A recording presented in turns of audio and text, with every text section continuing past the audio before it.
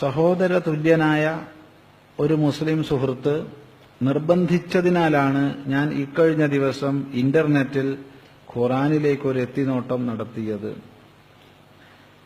ബഹുദൈവ വിശ്വാസികൾക്ക് നേരെയും വിഗ്രഹാരാധകർക്ക് നേരെയും കൂടാതെ ക്രിസ്ത്യൻ ജൂത മതസ്ഥർക്കെതിരെയും ഗ്രന്ഥത്തിലുടനീളം കൊലവിളി നടത്തുന്നുണ്ട്. ഇത്തരക്കാർ ലോകത്ത് ജീവിക്കാൻ അർഹരല്ലെന്നും ഇസ്ലാം മത വിശ്വാസികൾക്ക് മാത്രമേ അതിന് അർഹതയുള്ളൂവെന്നും ഗ്രന്ഥത്തിൽ നിരവധി ഭാഗങ്ങളിൽ പ്രതിപാദിക്കുന്നുണ്ട്. 3:28 പറയുന്നത് സത്യവിശ്വാസികൾ സത്യനിഷേധികളെ മിത്രങ്ങളാക്കി വെക്കരുത്, അങ്ങനെ ചെയ്യുന്നവരുമായി അള്ളാഹുവിന് യാതൊരു ബന്ധവും ഉണ്ടാകുന്നതല്ല എന്നാണ്. 3:73 പറയുന്നു, നിങ്ങളുടെ മതത്തെ പിൻപറ്റിയവരെ അല്ലാതെ മറ്റു മതസ്ഥരെ വിശ്വസിച്ചു പോകരുത്. പല മതസ്ഥർ ജീവിക്കുന്ന ഭാരതത്തിൽ ഇത്തരം വൈരാഗ്യബുദ്ധി ഉണർത്തുന്ന മതപഠനം സർക്കാർ ചെലവിൽ തന്നെ നടത്തുന്നുണ്ട്. ഇത് ശരിയാണോ? ഖുർആനിൽ പറയുന്നത് പണ്ടത്തെ മക്കയിലും മദീനയിലും ഉണ്ടായിരുന്ന കാലഘട്ടത്തെ ഉദ്ദേശിച്ചാണോ? അതിനെ ഇപ്പോഴത്തെ കാലഘട്ടവുമായി ബന്ധപ്പെടുത്തേണ്ടതുണ്ടോ? അതിൽ പറയുന്ന ബഹുദൈവ വിശ്വാസികളിൽ നമ്മളും ഉൾപ്പെടുമോ? സ്വാമിജിയുടെ വിലയേറിയ ഉപദേശം പ്രതീക്ഷിക്കുന്നു. വളരെ പ്രസക്തമായ വിഷയമാണ്. കൽക്കട്ട ഹൈക്കോടതിന് മുമ്പാകെ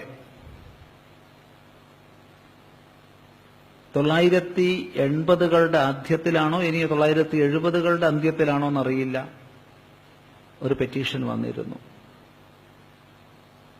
ഒരു ബഹുസ്വര സമൂഹത്തിന്റെ സകല സങ്കല്പങ്ങളെയും തകർക്കുന്നതായതുകൊണ്ട് ഖുർആൻ നിരോധിക്കണം എന്നാവശ്യപ്പെട്ടുകൊണ്ട്. കൽക്കട്ട ഖുർആൻ പെറ്റീഷൻ എന്ന പേരിൽ ഇത് ഈ വക വിഷയങ്ങൾ ചർച്ച ചെയ്യുന്നവർക്കിടയ്ക്ക് പ്രസിദ്ധമാണ്.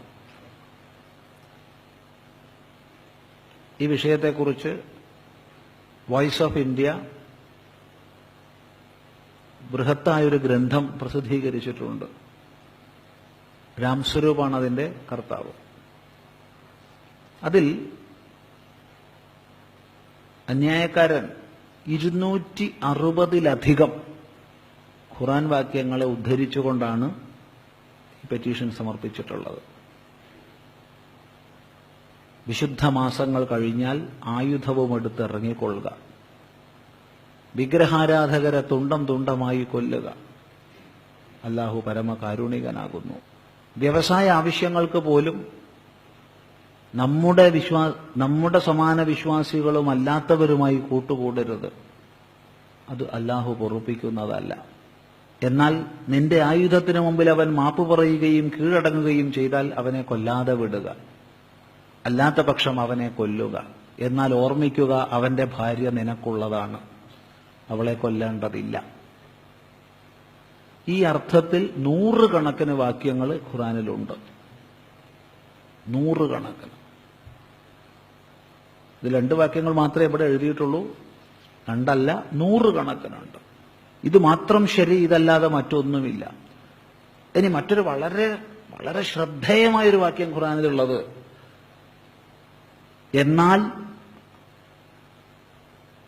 ഈ സത്യവിശ്വാസത്തിലേക്ക് വന്നവർക്ക് പ്രാധാന്യം ലഭിക്കുന്നത് വരെ നിങ്ങൾ ഇത് ചെയ്യരുതെന്നുമുണ്ട്. അതായത് ഭൂരിപക്ഷമാവുന്നത് വരെ നിങ്ങൾ ആയുധം എടുത്ത് പോകാൻ നിൽക്കരുത്, ഭൂരിപക്ഷമായി കഴിഞ്ഞാലേ ആയുധം എടുത്ത് നിൽക്കാൻ പാടുള്ളൂ എന്ന്. വളരെ ശ്രദ്ധേയമായ വാക്യമാണ്. ഇത്തരം വാക്യങ്ങൾ ഇന്നത്തെ കാലഘട്ടത്തിൽ വിശേഷിച്ചും അനേക വിശ്വാസങ്ങളും അനേകാചാരങ്ങളും ഒത്തൊരുമിച്ച് കഴിയേണ്ടുന്ന ലോകത്തിന്റെ നാശത്തിന് കാരണമായിക്കൊണ്ടിരിക്കുകയാണ്. ഇതാണ് ഇന്ന് ലോകം നേരിടുന്ന ഏറ്റവും വലിയ പ്രതിസന്ധി. ഒന്ന് നോക്കൂ, ലോക രാജ്യങ്ങളിലേക്ക് എവിടെയെങ്കിലും ശാന്തിയും സമാധാനമുണ്ടോ? എന്തിനെല്ലാം ഒരുങ്ങുന്നു. അമേരിക്കയിലോ യൂറോപ്പിലോ ഏതെങ്കിലും ആക്രമണങ്ങളോ മറ്റോ ഉണ്ടായാൽ അത് വലിയ വാർത്തയായി തീരും. ഉദാഹരണത്തിന്, അമേരിക്കയിൽ 2 പേര് ഇസ്ലാം ഭീകരന്മാരാൽ കൊല്ലപ്പെട്ടപ്പോഴത്തേക്ക് അത് വലിയ വാർത്തയായി. പക്ഷേ പ്രതിദിനം 1000 പേരാണ് ആഫ്രിക്കയിൽ കൊല്ലപ്പെടുന്നത്. അത് വലിയ വാർത്തയാവുന്നില്ല. ബോക്കോ ഹറാം തീവ്രവാദികൾ മാത്രമല്ല, അതുപോലെ പല ഗ്രൂപ്പുകളുണ്ട്. ഇവർക്കൊക്കെ ആശ്രയം ഖുർആൻ വാക്യങ്ങളാണ്. ഇങ്ങനെ നിഷ്കരുണം സഹജീവികളെ കൊന്നാൽ തങ്ങൾക്ക് സ്വർഗം കിട്ടുമെന്ന വിശ്വാസം രൂഢമായിരിക്കുകയാണ്. അത് ചെറുപ്പം തൊട്ട് അങ്ങോട്ട് ഫീഡ് ചെയ്തിരിക്കുകയാണ്. ഇവിടെയാണ് അഥവാ ഈ ഭീകരന്മാർ വിചാരിക്കുന്നതല്ല ഇസ്ലാമിന്റെ സന്ദേശമെങ്കിൽ, അഥവാ ഈ വാക്യാർത്ഥങ്ങളല്ല ഖുർആൻ വാക്യങ്ങളുടെ അർത്ഥമെങ്കിൽ, അതിനെ സമൂഹത്തിൽ ശുദ്ധമായി വ്യക്തമായി പഠിപ്പിക്കേണ്ടുന്ന ബാധ്യത ഇസ്ലാമിക വിദ്വാൻമാർക്കുള്ളതാണ്. അവരത് പഠിപ്പിച്ച് തെറ്റിദ്ധാരണ നീക്കണം. അതിനേറെ പേര് മെനക്കെടുന്നത് നാം കാണുന്നില്ല. മെനക്കെടുന്നവരെ കൊല്ലുകയും ചെയ്യുന്നു. മനുഷ്യസ്നേഹിയായ, നമ്മൾ ജീവിക്കുന്ന പ്രദേശത്തോട് കൂറു പുലർത്തണമെന്ന് തന്റെ അനുചരന്മാരെ പഠിപ്പിച്ചിരുന്ന ചേകന്നൂർ മൗലവിക്ക് വന്ന അവസ്ഥാവിശേഷം നാം മറന്നിട്ടില്ല. ഇതൊരു ചേകന്നൂർ മൗലവിയുടെ വിഷയമല്ല. എത്രയോ മനുഷ്യസ്നേഹികളായ നല്ല സൂഫി സമ്പ്രദായത്തെ പിൻപറ്റുന്ന മുസൽമാന്മാരുണ്ട്. അവരൊക്കെ വലിയ ഭീഷണിയെ നേരിടുകയാണിത്. അതുകൊണ്ട് തന്നെ എന്താണ് ശുദ്ധമായ സന്ദേശമെന്ന് പ്രചരിപ്പിക്കേണ്ടത് ഇസ്ലാമിക വിദ്വാൻമാരുടെ കർത്തവ്യമാണ്. നേരെ പദാർത്ഥം തർജ്ജമ ചെയ്യപ്പെട്ട പുസ്തകങ്ങളിലൊക്കെ ഇങ്ങനെയാണ് കാണുന്നത്.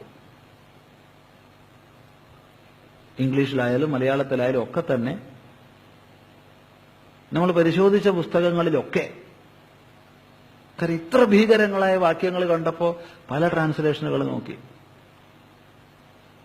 ഇംഗ്ലീഷിൽ 1-2 നോക്കി, മലയാളത്തിൽ വ്യത്യസ്ത വിഭാഗങ്ങൾ പ്രസിദ്ധീകരിച്ച പുസ്തകങ്ങൾ നോക്കി. എല്ലാത്തിലും ഇത് തന്നെയാണ് പറയുന്നത്. അതുകൊണ്ട് വളരെ ചിന്തിക്കേണ്ടതാണ്. വാഗർത്ഥമല്ല, ലക്ഷ്യാർത്ഥമാണ് ഇവിടെ എടുക്കേണ്ടത് എങ്കിൽ ആ ലക്ഷ്യാർത്ഥം വിശദമാക്കേണ്ടത് ഇസ്ലാമിക വിദ്വാൻമാരാണ്.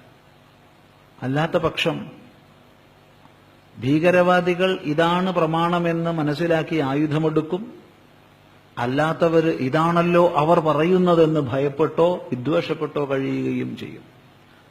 ഇത് ബഹുസ്വരമായൊരു സമൂഹത്തിന്റെ സന്തുലിതമായ ഭാവത്തിന്, സന്തോഷത്തോടുകൂടിയുള്ള സഹവർത്തിത്വത്തിന് തടസ്സമായി തീരും. ഏതായാലും വാച്യാർത്ഥമെടുത്താൽ അത്യപകടകരമാണെന്ന് മാത്രം പറയുന്നു.